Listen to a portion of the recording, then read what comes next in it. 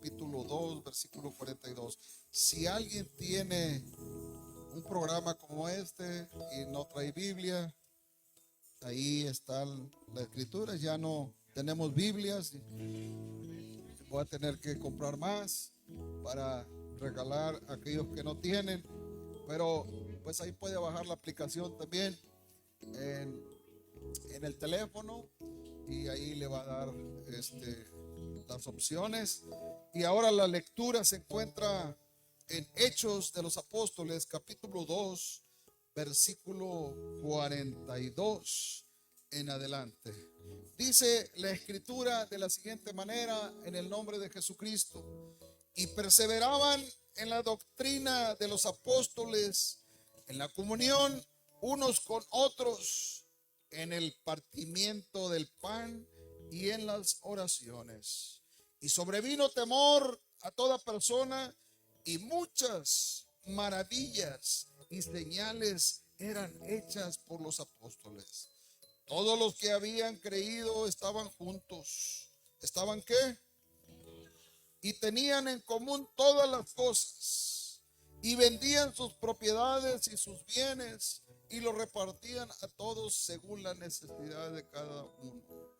Y perseverando unánimes cada día en el templo, y partiendo el pan en las casas, comían juntos con alegría y sencillez de corazón, alabando a Dios y teniendo favor con todo el pueblo. Y el Señor añadía cada día a la iglesia los que habían de ser salvos. Voy a invitar que tomen asiento glorificando a Dios. Le he titulado a este mensaje: perseverando en lo recibido.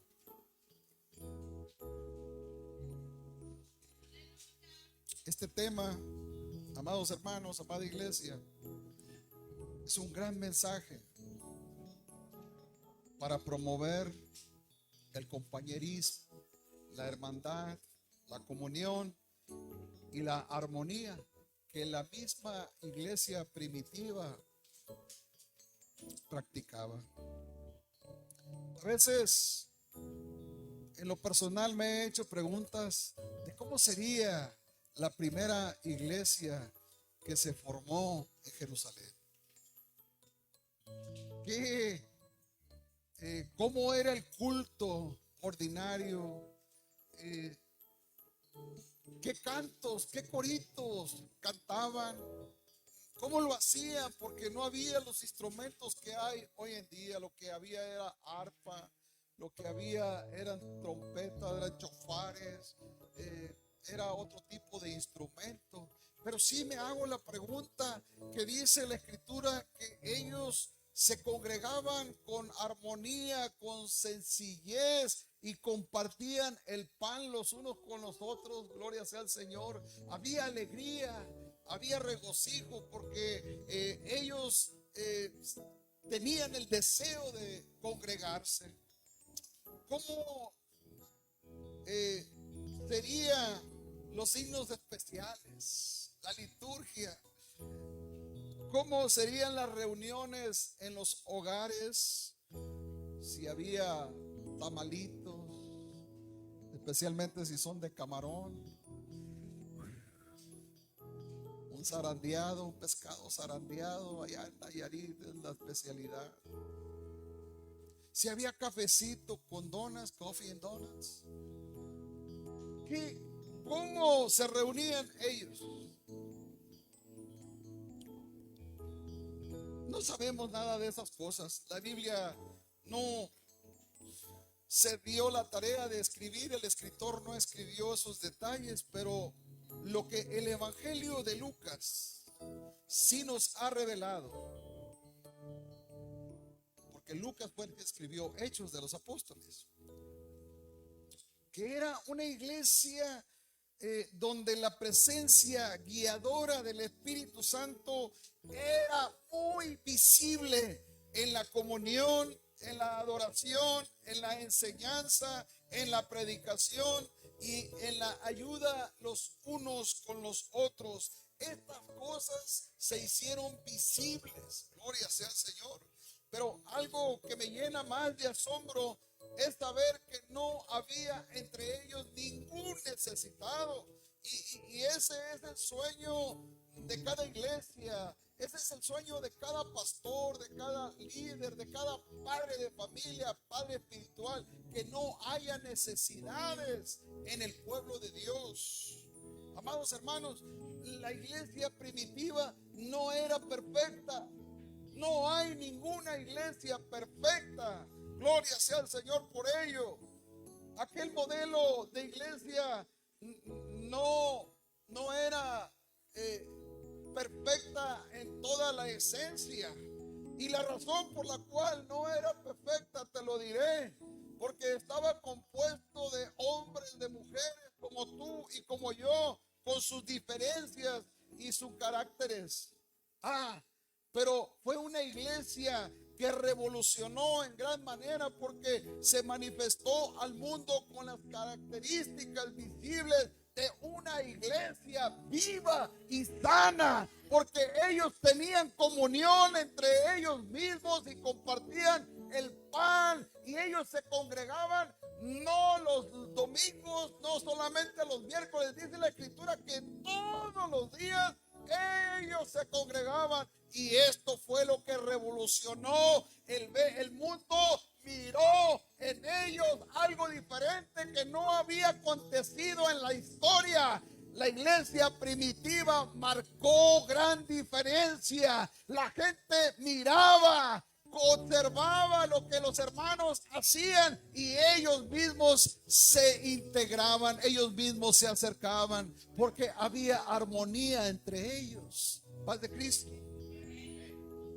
Y cuando se presentó el primer problema, pronto se corrigió. Fíjese, el problema no lo corrigió el líder, el problema no lo corrigieron los pastores. Dios mismo se encargó de corregir el problema, y es por eso que nosotros debemos de dejar que Dios corrija, que Dios hable, que Dios haga lo que tiene que hacer. Ananías y Zafira eran una pareja cristiana que formaba parte de esa iglesia. Ellos vieron cómo otros discípulos, como Bernabé, que vendió su propiedad y la trajo a las manos, a los pies de los apóstoles para ayudar a los necesitados, ellos fueron motivados a hacer lo mismo, pero solamente dando una parte. Sí, el problema no fue que dieron una parte y estaba todo bien. El problema fue que ellos dijeron que lo habían dado todo. Yo no sé cuántos creen que lo han dado todo. Y aún el día que algunos hermanos me acompañaron a dar todo lo que traíamos, no lo dimos todo. Todo no lo dimos porque teníamos todavía un guardado en casa, en el banco, no sé, pero no lo dimos todo como la viuda que lo dio todo. Hay gente que sí lo ha dado todo, todo lo que tiene para la obra del Señor, y eso, y Dios habla muy bien de esas personas. Paz de Cristo. Y están escritas en la Biblia. Pero Ananías y Zafira lo hicieron por apariencia. Aquel problema se corrigió con la pareja muerta en el culto de adoración, porque ellos mintieron al Espíritu Santo sustrayendo su heredad, y quedaron fulminados. De modo que el problema fue resuelto. La corrección de aquel pecado trajo como resultado un gran temor, y surge la pregunta: ¿por qué imitar este modelo de la iglesia primitiva? Porque aunque no era perfecta, ellos corrigieron sus fallas, llegando a perseverar en todo lo aprendido, con un énfasis muy especial en el compañerismo. Amados hermanos, amada iglesia, cuando tú y yo nos convertimos en cristianos, 3 relaciones cambiarán. 3 relaciones tienen que cambiar. Jesús se convirtió en nuestro Salvador. Dios se hizo nuestro Padre, y la iglesia se convierte en nuestra madre. Paz de Cristo. Si estas cosas no han cambiado en tu vida, no eres un cristiano auténtico. Porque ¿qué hijo no visita a su madre? ¿Qué hijo no se goza con su madre? ¿Qué hijo desatiende a su madre? A la madre que lo vio nacer.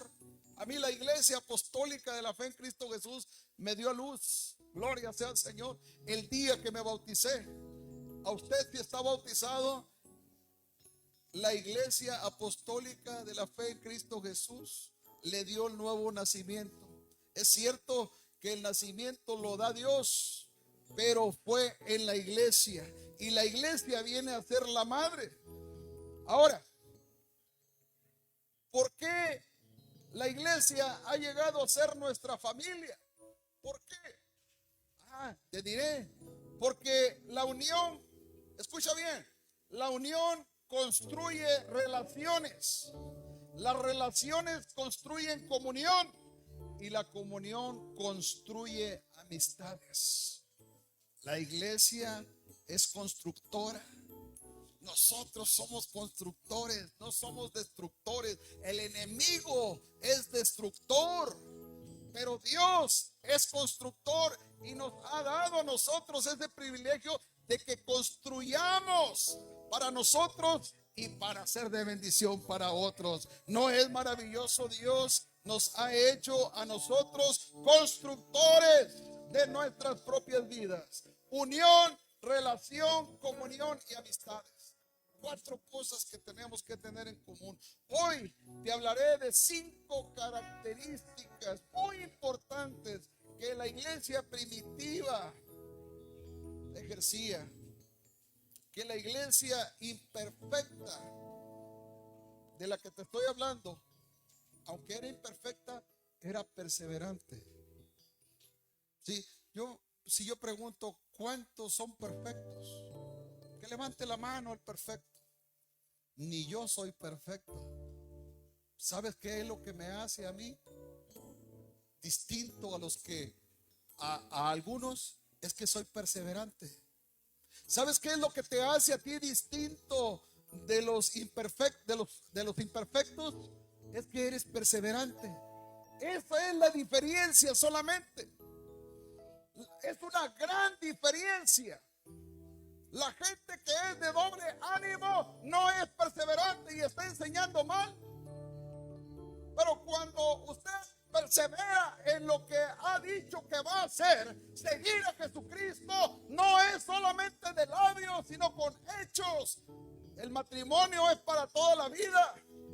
No es porque las cosas salieron mal y me voy a alejar de la esposa y voy a buscar la solución, y las soluciones son muy rápidas. Para lo malo son muy rápidas, pero para perseverar es muy difícil. Es muy difícil. Pero estas características tuvo la iglesia primitiva. Tenían perseverancia en la devoción, tenían perseverancia en el temor, tenían perseverancia en la generosidad, perseverancia en la asistencia, la perseverancia en la alegría, perseverancia en la alabanza. 6 características. A lo mejor ustedes pueden sacar más, pero solamente te quiero hablar de 6 características que hicieron a la iglesia primitiva eficaz, que podemos nosotros aprender de la perseverancia que ellos tuvieron para hacer una iglesia imperfecta pero perseverante. ¿Sí? No ser la iglesia perfecta, sino más bien este modelo no lo vamos a poder cambiar. Usted no es perfecto, nunca lo va a ser, porque el día que usted sea perfecto ya no necesita de Dios. Gloria sea al Señor. La gente que es perfecta no necesita de Dios. Es por eso que las iglesias están vacías, porque hay mucha gente que se cree mejor que los que están perseverando dentro de la iglesia, que se creen mejor y dicen: yo para ir a darme golpes de pecho mejor aquí. Pues sí, pensando así te vas a quedar y te vas a ir al infierno, pero pensando de otra manera, perseverando, pueda que el Señor tenga misericordia de ti y diga, bueno, aquí estás dentro de la congregación. ¿Qué oportunidad puede tener alguien que está fuera de la congregación? ¿Qué oportunidad puede tener? Pero puede tener mucho más oportunidad el que persevera en el camino. En el versículo 42, perseveraban en la devoción, dice la escritura, y perseveraban en la doctrina de los apóstoles, en la comunión unos con otros, en el partimiento del pan y en las oraciones. No solamente comían, era parte de, pero también oraban. ¿A qué se dedicaron aquellos hermanos? ¿A qué debemos dedicarnos nosotros ahora? Siempre que nos reunimos, debemos dedicarnos a la enseñanza de los apóstoles. Si una reunión, si no hay enseñanza, si no hay una reflexión, es solamente una reunión. No hay enseñanza, no hay motivación. Te voy a decir una cosa. La enseñanza que está plasmada en la Biblia no ha cambiado. La enseñanza es la misma que la iglesia primitiva practicó y es la misma que nosotros debemos de practicar. Esa enseñanza no cambia porque es el edificio de nuestra fe, teniendo como fundamento a Jesucristo, el único y verdadero Dios. Alabado sea el nombre del Señor. Estos hermanos no alababan a un muñeco, a un trapo, a algo que estaba pintado en la pared. No tenían nada, y para muestra un botón, cuando el apóstol Pablo llega a Anatemas, llega a esta ciudad y entra a ese lugar y miró muchos altares que de tantos dioses que había y gente que adoraba a esos dioses, y allá al final miró un altar que solamente estaban unas letras que decían al Dios no conocido, y Pablo no miró, no se quedó, no se detuvo a observar esos dioses, solamente fue de paso hasta el lugar donde miró esas letras, y cuando llegó ahí dijo: varones atenienses, dijo, veo que ustedes son muy religiosos. Los tachó de religiosos. Todo aquel que adora una estatua, que adora una imagen, es religioso, lo dice la Biblia. Dijo Pablo, yo vengo a hablarles del Dios no conocido, al cual vosotros crucificasteis, al que ustedes mataron, al que ustedes colgaron en la cruz del Calvario. De ese vengo a hablarles. De ese estamos hablando hoy en día. Gloria sea al Señor. Por eso es necesario que nosotros escudriñemos las escrituras. Alabado sea el nombre del Señor. ¿Sabía usted que el libro de los Hechos se llama así? Porque ahí está plasmado, está escrito todas las actividades que los apóstoles hicieron cuando Jesús estuvo ausente, cuando Jesús fue ascendido a los cielos. Y es el mismo libro que todavía no está terminado, no tiene fin. Te diré por qué. Porque nosotros seguimos escribiendo en ese mismo libro los hechos nuestros, los hechos del pueblo de Dios, los hechos de los redimidos, los hechos de los lavados con la sangre del Cordero de Dios. Alabado sea el nombre del Señor. Ahora nosotros seguimos escribiendo esos hechos. Nosotros somos la continuidad de la fe apostólica. Pero además, ellos crearon tal compañerismo que surgió la coinonía. ¿Usted sabe qué es la coinonía? La comunión que era visto por el compartimiento del pan, el compañerismo. Cuando usted hace share, cuando usted comparte, cuando usted le ofrece a alguien más de lo que usted está comiendo, usted tiene comunión con esta persona. Usted tiene coinonía. Dígale al que está a su lado, tienes coinonía. Practicas la coinonía.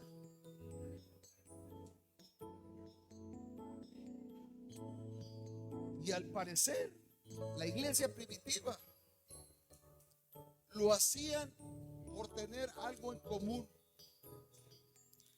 Teniendo todas las cosas en común, las necesidades, pero ellos tenían comunicación entre ellos y todo el pueblo sabía cuáles eran las necesidades que alguien estaba pasando, y el pueblo se reunía y suplía las necesidades. Es por eso que hoy en día estamos haciendo lo mismo. Cuando nosotros nos damos cuenta de la necesidad, llámese económica, espiritual, social, cultural, lo que sea, de un consejo, estamos nosotros para ayudar, para resolver ese problema. Pero cuando no sabemos nada, no hay esa comunión, no hay ese compañerismo, no hay eso, no sabemos nada. Paz de Cristo. Pero la iglesia tenía esas características. La iglesia sabía de las necesidades de cada uno de nosotros. Y esa devoción a las enseñanzas apostólicas, combinadas con aquel amor fraternal de su inquebrantable comunión, era fortalecido por sus oraciones. Bien podíamos decir que esa era el orden de los cultos, era el orden de la enseñanza, era el orden de la comunión fraterna o fraternal, que comían juntos, y la oración fraternal que hacían día a día. Porque la oración fraternal nos lleva a ser solidarios, respetuosos y empáticos con todas las personas. Si usted no tiene empatía, muy difícil va a poder relacionarse con alguien. Empatía es sentir lo que alguien siente. Empatía es dolerte del dolor ajeno o también del gozo que esa persona tiene. Ellos practicaban todas estas cosas, por eso tenían buenos resultados. Por eso la gente, al verlos, cómo se gozaban, cómo cantaban, cómo alababan, cómo glorificaban, la gente llegaba sola a esas reuniones. Y era tanta la armonía que estaban creciendo, porque dice la escritura que cada día, no cada cuatrimestre, no cada año se bautizaba la gente. Cada día el Señor añadía a los que tenían que ser salvos. Esa práctica, mis amados hermanos, nosotros tenemos que tomarla, tenemos que practicarla. Ahora, ¿qué es lo que nos hace falta a nosotros para parecernos a esa iglesia que, aunque era imperfecta, tenían compañerismo, tenían comunión? ¿Qué es lo que nos hace falta? Tienen nuestras relaciones aquellos elementos que a la iglesia primitiva la hacían una iglesia viva. Tendremos esos elementos, mis amados hermanos, amada iglesia, cuando los creyentes nos dedicamos a la vida en común, a reunirnos con nuestros hermanos, haciendo de esto un hábito, una devoción, una costumbre. Entonces va a haber un gran crecimiento en nuestras vidas. Cuando nosotros hacemos un hábito, no una mala costumbre, sino una buena costumbre de reunirnos, de congregarnos, de fermentar el amor de Dios, de predicar el amor de Dios, de predicar la comunión los unos con los otros, pero también no solamente de predicarla, sino de hacerla, de vivirla, de ser un ejemplo para aquel que no conoce el amor de Dios, para aquel que no conoce el compañerismo, para aquel que vive en desconfianza, para aquel que vive en discordia, para aquel que está enojado, está molesto. Que Dios puede cambiar su actitud, que Dios puede cambiar su vida, que hay un poder sobrenatural que cambia su mente y su corazón. Aleluya. Pero cuando esta devoción se desvanece, cuando dejamos de venir con menos frecuencia, el vigor, la fuerza, el dinamismo, la vitalidad espiritual de la iglesia se desvanece. Amados hermanos, nos necesitamos unos a otros. Volviendo al espíritu de aquella primera iglesia, ellos tenían buena comunión. Mire, ¿y cómo tenían comunicación ellos? Si el primer bautismo que hizo Pedro bautizó 3,000, luego 5,000, ya eran 8,000. Y el Señor añadía cada día los que habían de ser salvos. ¿En dónde los metían a todos ellos? Predicarle a tantísima multitud.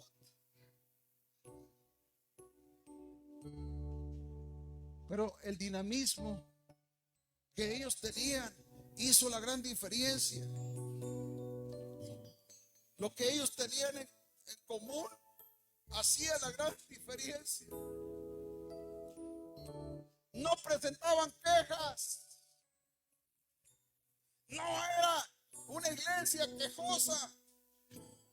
¿Cómo se comunicaban ellos, amados hermanos?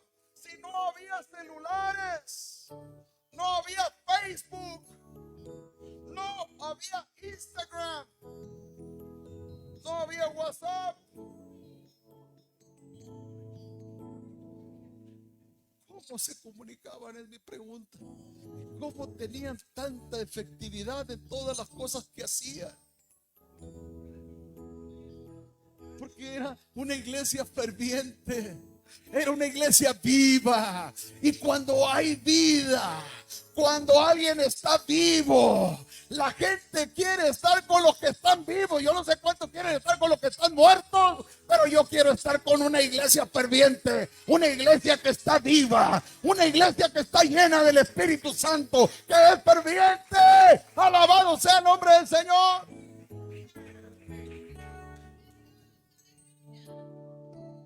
Les decía en la clase, Dios bendiga a los que estuvieron en la clase, y a los que no estuvieron también, Dios los bendiga, pero no aprendieron nada. Cuando usted hace una fogata, lógico que pone varios leños, pero y juntos hacen una llamarada, hacen fuego muy grande, del tamaño que usted quiere el fuego, es la leña que usted le va a echar para que arda. Del tamaño que usted quiera, que su vida espiritual fluya, que su vida espiritual crezca, es cuando usted se reúne con sus hijos primeramente en casa y alaban y glorifican a Dios. Y esa llamarada se va a encender, y esa llamarada la va a traer a la iglesia y va a contagiar a todos los demás, porque es fuego del Espíritu Santo, y ese fuego es el que tiene viva a una iglesia. Pero ¿qué es lo que pasa cuando se paran los leños? Se apaga la llama, se apaga. Cuando usted está separado de su familia, se apaga la comunión. Cuando usted está alejado de su familia, se apaga la comunión. La iglesia primitiva también tenían diferencias, también eran geniosos, también De vez en cuando se ponían sus moños, pero eran perseverantes. Si no hay nada malo con que usted tenga una actitud de vez en cuando no muy agradable. Lo malo no es tanto la actitud que usted está tomando. Lo malo es que usted se aleje de Dios, que se aleje de la familia, que se aleje de la iglesia. Eso es lo malo, porque usted ya no está perseverando. Paz de Cristo. Y en poco tiempo su llama muere.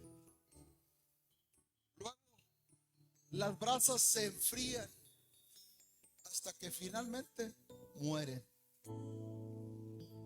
Pero la perseverancia en el temor, en el versículo 43 del capítulo 2 de Hechos, dice que sobrevino temor sobre toda persona y muchas maravillas hacía Dios y muchas señales eran hechas. Hay mucha gente que le gustan las señales, le gusta que Dios les haga un milagro, pero para que Dios no tiene ningún problema para hacer eso.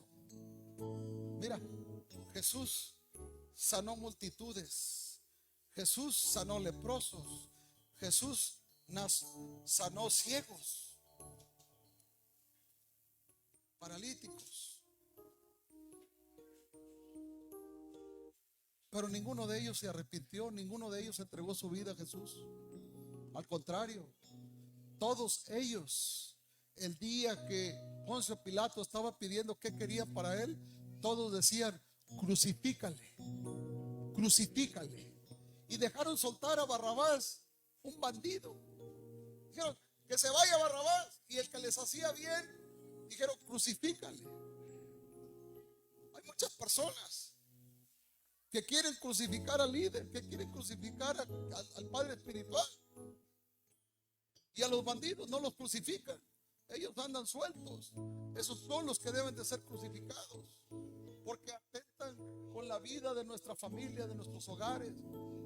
La misma vida de nosotros está en peligro con ellos, pero cuando estamos con Cristo no tenemos nada de qué preocuparnos, porque Él es el que nos cubre con su presencia, Él nos cubre con su sangre preciosa. Alabado sea el nombre del Señor. El temor de la iglesia del primer siglo fue una experiencia de profundo reconocimiento a la obra divina. Fue una especie de asombro colectivo por el mover libre del Espíritu Santo. Cuando ese temor bautiza a la iglesia, aún los no creyentes son contagiados con esa atmósfera vivida en la iglesia. Es que nosotros tenemos que contagiar a otros, no que ellos nos contagien. No que ellos nos prediquen del Dios que ellos adoran, ese Dios que ellos cargan en sus manos, ese Dios que se quiebra, ese Dios que tienes que limpiarlo. Oh, amada iglesia, nosotros no tenemos ese problema de ir cargando a nuestro Dios. Él nos va cargando a nosotros, Él nos lleva en sus brazos. Él nos cuida, nos protege. Alabado sea el nombre del Señor. La iglesia era tan visible que la gente ya sabía dónde estaban los lugares de reuniones, por eso no ocupaban celulares. Por eso no ocupaban Facebook. Imagínense si hayan tenido Facebook. Hubiera revolucionado aún más. Porque yo digo una cosa, yo sé que hay niños que tienen Facebook, hay hermanas, hermanos, y lo que publican es pura basura. No predican. Si Pablo hubiera tenido Facebook, Pablo ya hubiera evangelizado a todo el mundo, porque tenía un dinamismo para hacerlo. No desaprovecharía las redes sociales. Pero usted tiene la oportunidad de evangelizar a alguien, pero ni si aún siquiera ha cambiado su foto de perfil de lo que era antes usted. Paz de Cristo. Y la gente lo mira y dice: Dios. Y hay unos que se ponen solteros, paz de Cristo.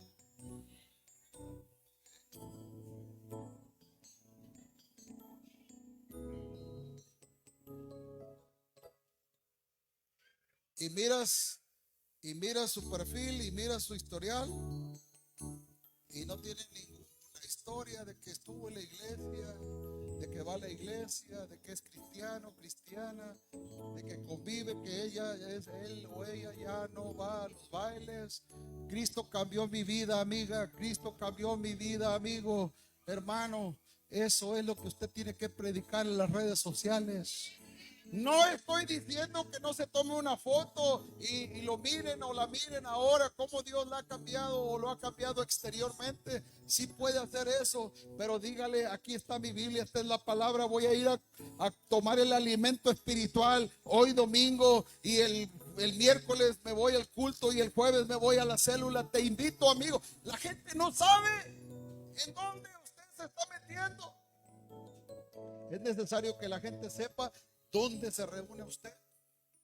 Y es por eso que no tenemos ningún resultado favorable para que el reino de Dios se engrandezca, crezca, que la membresía aumente, porque está en nuestras manos.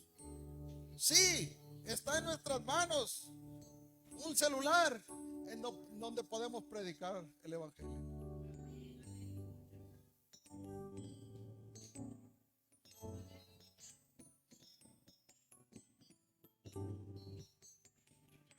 Desde que tengo uso de razón, que empezaron las redes sociales, yo no quería Facebook, y lo he dicho muchas veces. Yo, si pudiera vivir sin Facebook, estaría mucho mejor. Pero en Facebook me doy cuenta de que el desorden en que algunos hermanos viven, paz de Cristo, y otros que profesan que son cristianos, poniendo cosas de doble sentido. Yo muchas veces he querido contestarles a las personas, pero me detengo porque soy cristiano, porque soy pastor, paz de Cristo. Nada más le contesté a la hermana Yedi algo que publicó de alguien que está predicando y dice que le dijo a su mamá: mamá, hoy no voy a ir a la iglesia. ¿Por qué, amigo? Pues porque no tengo ganas. Ah, mi hijo, está bien, no hay ningún problema. La gente muchas veces no tiene ganas. Ah, entonces no es necesario que vaya. No, hoy vas sin ganas, pero de que vas. Por eso al principio dije: ¿cuántos vinieron con ganas y cuántos vinieron sin ganas?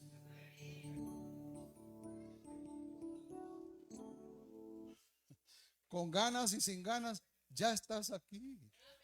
Alaba a Dios. No dejes pasar esta oportunidad de alabar al Señor.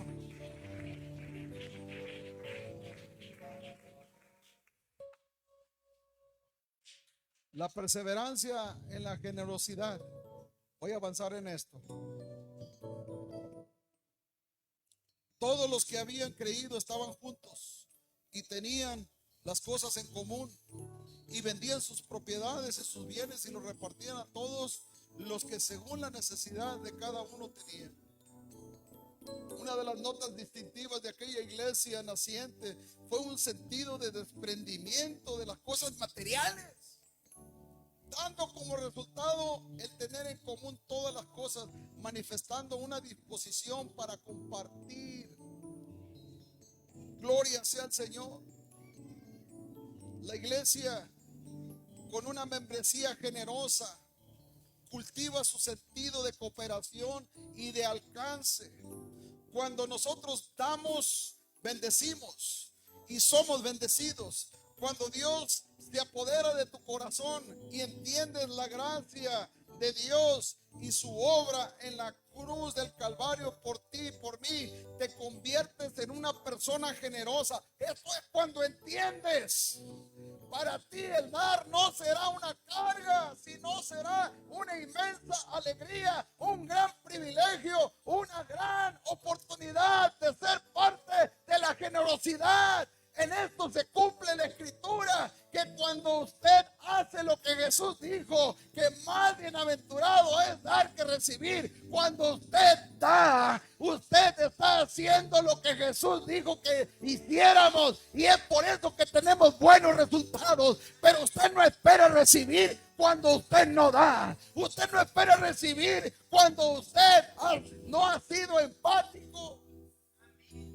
Cuando usted mira la necesidad y no hace nada por suplir esa necesidad. Y luego se está quejando de que todo le está saliendo mal. Pues tiene que hacer lo que hizo la iglesia primitiva. Tiene que hacer lo que la escritura está haciendo. ¿Por qué hay gente que ha sido persistente? ¿Por qué hay gente que ha permanecido? Porque desde el día que entregaron sus vidas a Cristo, no les ha ido mal, les ha ido bien. Y aunque tengamos sustento o no tengamos sustento, yo digo que me ha ido bien, porque he permanecido, porque soy perseverante, porque estoy dentro del reino de Dios. Con alimento o sin alimento, haya o no haya. Es que yo no me bauticé para hacerme rico. Yo no me bauticé para que las cosas me vayan bien. No. Si usted se bautizó para eso, está en el lugar equivocado. En el mundo le va a ir muy bien. En el mundo le va a ir excelente. En el mundo, sin gobierno, sin darle cuentas a Dios, le va a ir muy bien. Pero tenga en cuenta que al final de cuentas Dios le va a pedir cuentas. ¿Qué hiciste del talento que te di? ¿Qué hiciste? ¿Cuántos te ganaste para Cristo? ¿A cuántos les predicaste? Pero mira, dice el versículo 46: y perseverando unánimes cada día en el templo y partiendo el pan en las casas, comían juntos con alegría y sencillez de corazón. Una de las cosas vistas en aquella naciente iglesia era la perseverancia en sus reuniones, tanto en el templo y por las casas.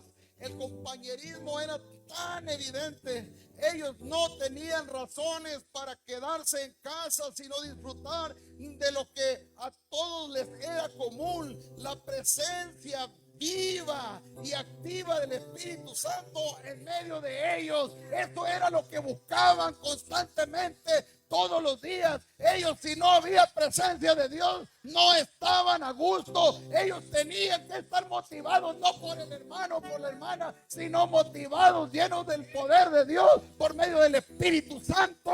Gloria sea al Señor. Esto es muy interesante, amados hermanos, saber que a esos creyentes les permitían celebrar sus reuniones en el templo. Fíjese bien, porque los fariseos y los gobernantes del templo no les daban oportunidad. Ellos tenían sus propios lugares donde reunirse. Tenían sus lugares de reunión. Todos los días continuaron reuniéndose juntos. Estaban dedicados a reunirse. Continuaron reuniéndose todos los días. Mantuvieron sus brasas en fuego. Ellos entendieron que la iglesia funciona como un equipo, porque cuando no podemos hacerlo solos, necesitamos estar juntos. En ese tiempo no había cultos en línea.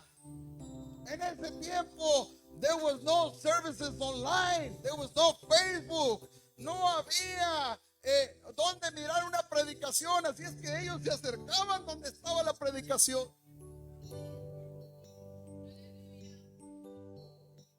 Y yo no estoy diciendo que es malo que vea usted una predicación por Facebook, no.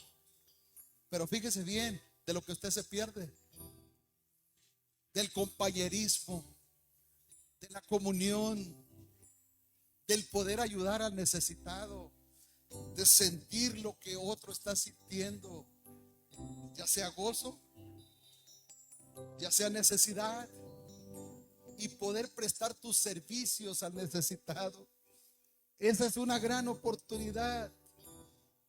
El asunto es que nos necesitamos unos a otros. Si somos miembros del cuerpo de Cristo que usted tiene en sus manos estos dedos, y uno de sus dedos es el compañero aquí que está a un lado, y digo, este no lo necesito, este mejor que no venga, y si no viene, hace falta ahí donde está su lugar, el lugar en donde usted está sentado, ahí hace falta.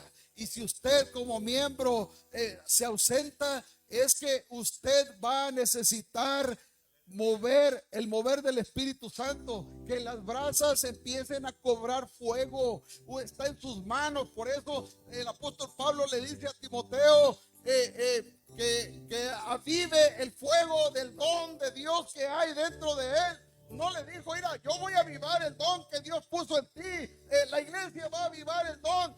La iglesia te va a motivar. No, él le dijo, aviva. Le dio una orden a él, porque depende de ti y de mí que el fuego empiece a arder dentro de nuestras vidas. No depende del músico, no depende de pandero y danza, no depende del que canta, del que predica. No, nosotros dependemos del fuego del Espíritu Santo, del poder de Dios. Aleluya, gloria sea al Señor. Con este termino. Ténganme paciencia, que le he quitado tantas cosas, pero con este termino.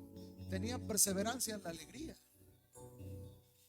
y perseverando unánimes cada día en el templo y partiendo el pan en las casas, comían juntos con alegría y sencillez de corazón. La iglesia primitiva se reunían y comían juntos. Me encanta esto porque a mí me gusta comer mucho. Y hay algunas células que me han invitado y hacen buen refrigerio. Pero hay células que no tienen el sustento, pero hay quienes pueden llevar, compartir el pan. En esas células es donde nosotros tenemos que dar. Tenemos que participar de la misericordia, de la bondad. Pero el comer juntos, el convivir, el compañerismo, profundiza nuestras relaciones. Esto es lo que las predicaciones en Facebook no pueden darle a usted y a mí. El abrazarnos, el estrechar nuestras manos y decir, qué bueno que viniste, me da gusto verte, Dios te bendiga, estoy orando por ti. Nos haces falta, eres miembro del cuerpo de Cristo. Oh, qué maravilloso es esto. El calor humano, el acercarte, el poder abrazar, el poder decir, eres mi hermano. Eso es lo que a la iglesia primitiva le dio la victoria. Y eso es lo que a nosotros nos está funcionando también, el convivir los unos con los otros. Esto, como lo dije, profundiza nuestras relaciones. A través de una comida podemos llegar a conocernos más, porque podemos nosotros divertirnos sanamente. En el campamento, este campamento convivimos más. Hoy los hermanos, amén, hermano Román, tratábamos de comer todos juntos, llegábamos y era un jala, tira y afloja, y luchábamos porque nos sentaran todos juntos, y aunque lo intentamos muchas veces, quedamos unos en una mesa acá, otros allá y otros por allá, pero lo intentamos. Para mí esto es un aprendizaje, el querer estar juntos. Nos buscábamos y hacíamos planes. Ahora vamos a sentarnos adelante. El sábado temprano el culto adelante. Y todos corríamos. Las visitas también. Gloria sea al Señor. Compartíamos el pan. los unos con los otros, pero también nos gozamos los unos con los otros.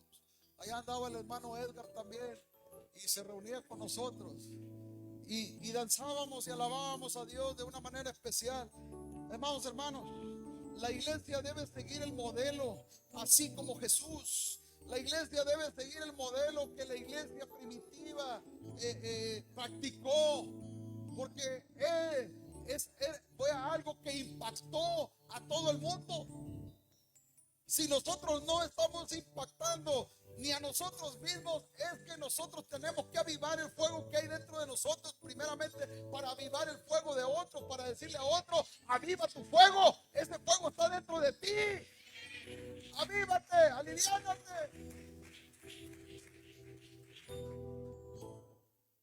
¿Sabía usted que Jesús pasó mucho tiempo comiendo con la gente, construyendo relaciones redentoras o transformadoras? De hecho, a él lo compararon con Juan el Bautista.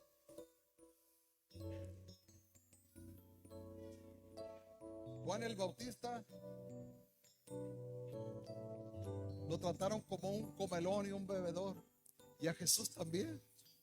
Los fariseos y los escribas lo criticaban diciendo: allá está comiendo con los pecadores. Así es que cuando usted lo mire comiendo con los pecadores, no va a ser para que los pecadores te convenzan a ti, sino para que tú los convenzas de que hay una vida mejor. Jesús no se dejó influenciar por nadie.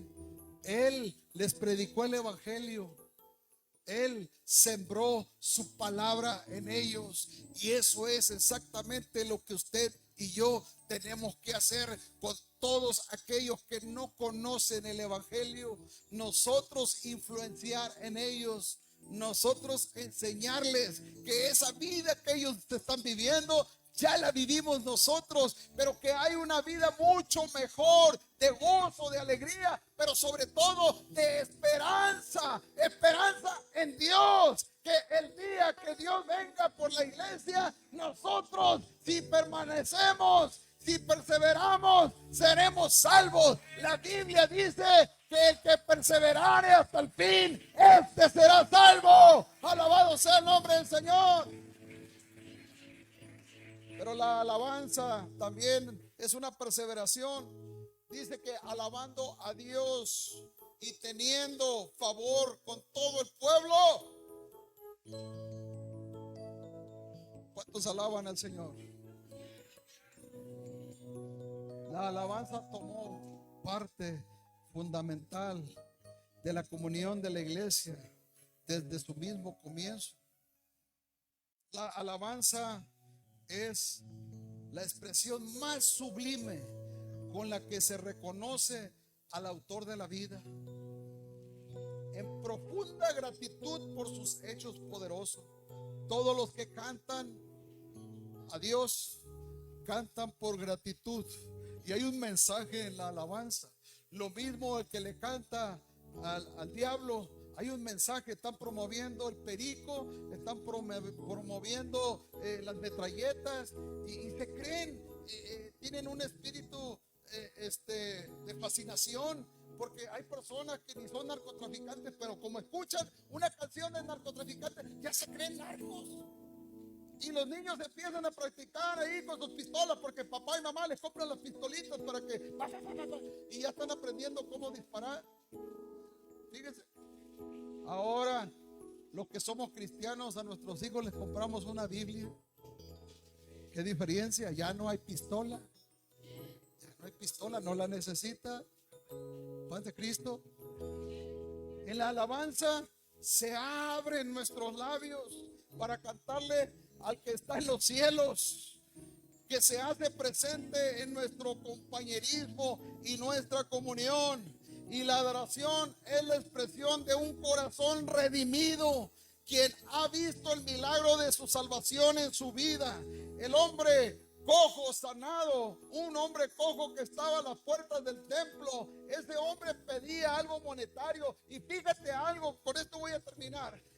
Algo que a mí me impacta mucho es de que, ¿por qué razón Pedro y Juan no traían dinero dinero en ese momento. Y es que muchas de las veces no vas a traer ningún 5 en la bolsa, pero Dios tiene un plan para ti. Es necesario que no tengas ningún 5 en la bolsa para que veas el poder de Dios, que tú tienes algo mucho más grande que dar a aquellas personas necesitadas que una simple limosna. Fíjate bien que si Pedro y Juan hubieran tenido una moneda, el hombre sigue paralítico, el hombre sigue cojo, el hombre sigue enfermo. Pero como Pedro y Juan le dijeron: míranos fijamente, mírame a los ojos, no tenemos oro ni plata, mas lo que tenemos te doy. En el nombre de Jesucristo, levántate. Y aquel hombre se levantó con el poder de Dios, no con el dinero, no, con el poder de Dios se levantó. Es lo que la iglesia necesita.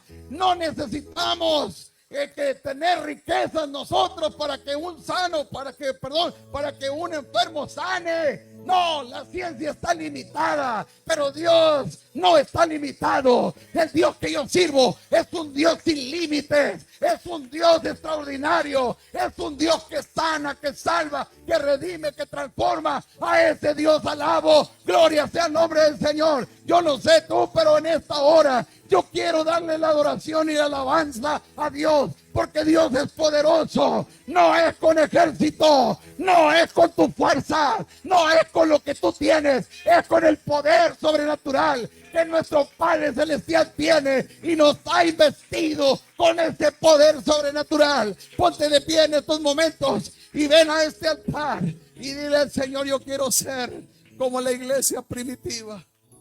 Yo quiero ganar almas para tu reino. Yo quiero tener ese fuego que la iglesia primitiva experimentó en gran manera. Yo quiero en esta hora desearte a ti que nos estás mirando a través de las redes sociales, que seas perseverante en el camino de Dios, que si te has apartado, te has alejado, vuelve a integrarte. Dios es un Dios que restaura. Dios es un Dios de oportunidades. Mientras tengas vida, tienes la oportunidad. En el nombre de Jesucristo, bendigo tu vida en gran manera. ¿Qué deseamos para todos los que nos miran a través de las redes sociales? Que Dios les bendiga.